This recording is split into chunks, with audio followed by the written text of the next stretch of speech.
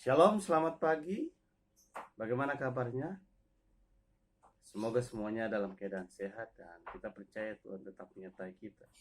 Memang kita tidak bisa bertemu untuk beribadah, tetapi kita dapat tetap melakukan ibadah melalui teknologi dan kita ibadah sama-sama di rumah. Memang sesuai dengan anjuran pemerintah, PGI, BPPO dan juga majelis yang sudah menyerukan agar kita tetap beribadah namun dari rumah. Namun itu tidak membuat semangat kita untuk terus beribadah dan memuliakan nama Tuhan. Karena itu kita saat ini beribadah walaupun kita berjauhan. Kita akan mulai ibadah kita. Kita mau angkat pujian, Bapa Engkau sungguh baik.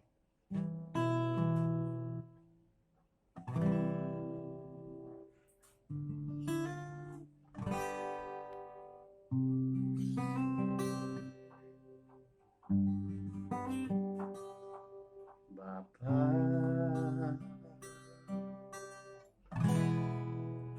Engkau sungguh baik, kasih-Mu melimpah di hidupku.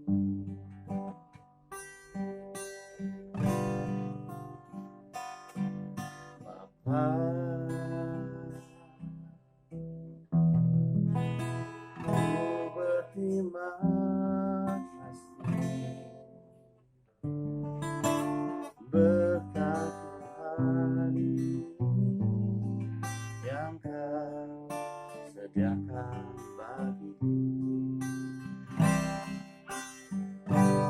Ku naikkan syukurku, buat karya Kau tak habis-habisnya, kasih dan rahmat selalu baru dan tak pernah terlambat. Pertolongan besar setia sepanjang hidup. Adik-adik, mari kita berdoa. Kami mengucap syukur ya Tuhan untuk hari ini, hari Minggu di mana kami boleh beribadah. Walaupun kami tidak bersama-sama, namun kami percaya dalam Kristus, iman kami, hati kami dipersatukan. Dan saat ini kami mau sama-sama merenungkan firman Tuhan. Kami mohon kiranya Roh Kudus menerangi kami supaya kami mampu memahami firman Tuhan dan kami dapat melakukan dalam hidup kami. Terima kasih ya Tuhan, dalam nama Yesus. Amin. Adik-adik, untuk firman Tuhan pagi ini saya ambil dari Matius 21 ayat 28 sampai ayat yang ke-32. Matius 21 ayat 28 sampai ayat yang ke-32. Dengan judul perikop perumpamaan tentang dua orang anak. Nah, kalau sudah dapat, saya akan bacakan. Tetapi apakah pendapatmu tentang ini? Seorang mempunyai dua anak laki-laki. Ia pergi kepada anak yang sulung dan berkata, "Anakku, pergi dan bekerjalah hari ini dalam kebun anggur." Jawab anak itu, "Baik, Bapak." Tetapi ia tidak pergi. Lalu orang itu pergi kepada anak yang kedua dan berkata demikian juga. Dan anak itu menjawab, "Aku tidak mau." Tapi Tetapi kemudian ia menyesal lalu pergi juga. Siapakah di antara kedua orang itu yang melakukan kehendak ayahnya? Jawab mereka, yang terakhir. Kata Yesus kepada mereka, aku berkata kepadamu, sesungguhnya pemungut-pemungut cukai dan perempuan-perempuan sundal akan mendahului kamu masuk ke dalam kerajaan Allah. Sebab Yohanes datang untuk menunjukkan jalan kebenaran kepadamu, dan kamu tidak percaya kepadanya. Tetapi pemungut-pemungut cukai dan perempuan-perempuan sundal percaya kepadanya. Dan meskipun kamu melihatnya, tetapi kemudian kamu tidak menyesal, dan kamu tidak juga percaya kepadanya. Demikian firman Tuhan. Kita pasti berbahagia kalau kita membaca, merenungkan, dan melakukan firman Tuhan. Adik-adik sekalian yang terkasih dalam Kristus, dari cerita ini Tuhan Yesus sebenarnya lagi mau bilang kepada orang-orang Yahudi yang saat itu mendengar, ahli-ahli Taurat, orang-orang Farisi.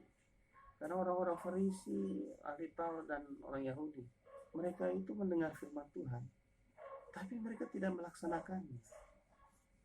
Mereka jago, mereka belajar hebat, dengar, wah luar biasa, tahu firman Tuhan, tetapi mereka tidak melakukan firman Tuhan itu.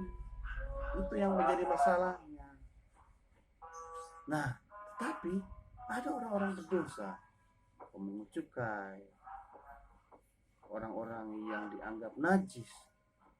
Mereka memang awalnya mereka hanya mendengar dan tidak melakukan. Tapi kemudian ketika mereka mendengar cerita dari Yesus, dari Yohanes Pembaptis, mereka melakukan firman itu. Dan Tuhan Yesus berkata kepada orang-orang Farisi, mereka yang mendengarkan ada perubahan pemikiran, kemudian mereka merubah hatinya, nah, dan melakukan firman itu yang paling penting. Tidak hanya dengar saja, tapi ada perubahan di dalam hati, pikiran, dan melakukan firman Tuhan. Itu yang namanya melakukan kehendak Bapa. Jadi adik-adik yang terkasih, kalau adik-adik mendengar firman Tuhan, baik itu di sekolah, di gereja, mungkin juga dari orang tua, ya mungkin adik-adik, saya kan masih muda, saya kan pengen bebas. Tapi yang Tuhan mau adalah perubahan hati, perubahan pikiran. Itu yang disebut metanoia. Dan kemudian berusaha untuk melakukan firman Tuhan. Dimulai dari perubahan hati. Nah, memang kadang-kadang kalau orang anak-anak muda, remaja-remaja, aduh, biasanya apalagi sudah pakai ini, wah sudah main games. Kadang-kadang disuruh orang tua, ayo ini tolong bantu ini dong, bantu ini, tolong cuci piring, tolong ini. Iya mah, sebentar. Tapi setelah itu terus main game saja, nggak berubah. Nah, Tuhan mau supaya kita tidak hanya bilang iya, tapi ada perubahan dalam hati dan mau melakukan sesuatu, bantu orang tua, lakukan firman. Ya adik-adik, ingat, ada perubahan dalam hati. Mendengar firman Tuhan, perubahan dalam hati, di dalam pikiran, dan melakukan firman Tuhan. Taat perintah orang tua. Itu yang disebut melakukan kehendak Bapa di surga. Ya? Jadi belajar untuk merubah hati. Tidak ada satu orang pun yang lebih sempurna dan yang sudah melakukan firman Tuhan lebih baik. Tapi orang yang berusaha merubah hati, pikiran, dan merubah tingkah laku, itu namanya melakukan kehendak Bapa di surga. Jangan lupa berubah hati, ya, dan lakukan. Tuhan Yesus memberkati adik-adik semua. Dan jangan lupa minggu depan kita ketemu lagi melalui teknologi kita, melalui gadget kita. Gunakan gadget dengan baik. Oh iya, betul. Jangan lupa, gadget ini harus juga kita perlakukan dalam perubahan. Tidak hanya melakukan untuk hobi kita, untuk happy saja, tetapi juga bisa kita gunakan untuk apa? Untuk melakukan firman Tuhan, untuk melakukan yang baik. Tuhan Yesus memberkati. Sebelum kita berdoa, kita akan menaikkan pujian.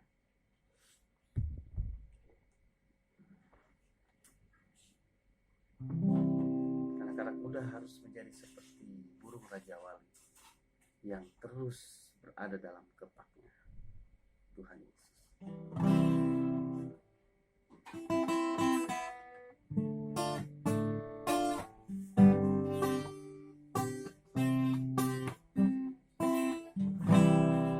Aku ingin selalu berada di hadirat-Mu.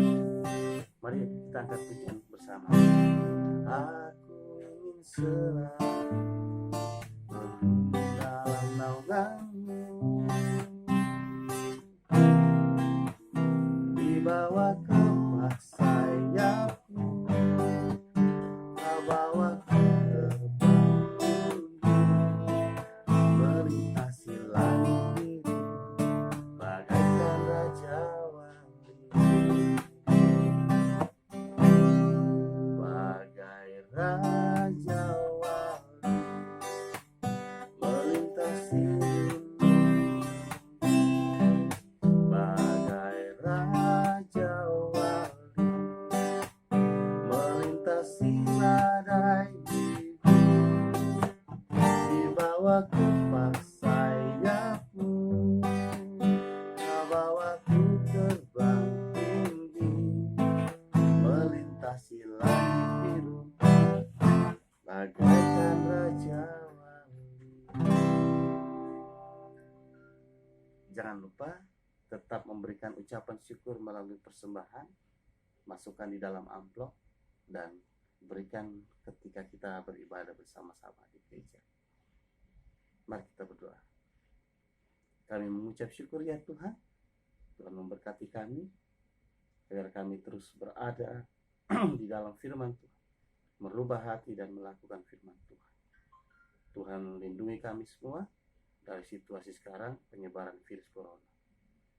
Lindungi kami, lindungi semua keluarga dan jemaat. Dan juga Tuhan memberkati kami untuk selalu berada dalam hadirat Tuhan.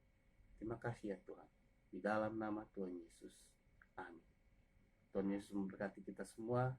Dan jangan lupa minggu depan kita akan sama-sama ibadah secara online. Shalom, Tuhan Yesus memberkati.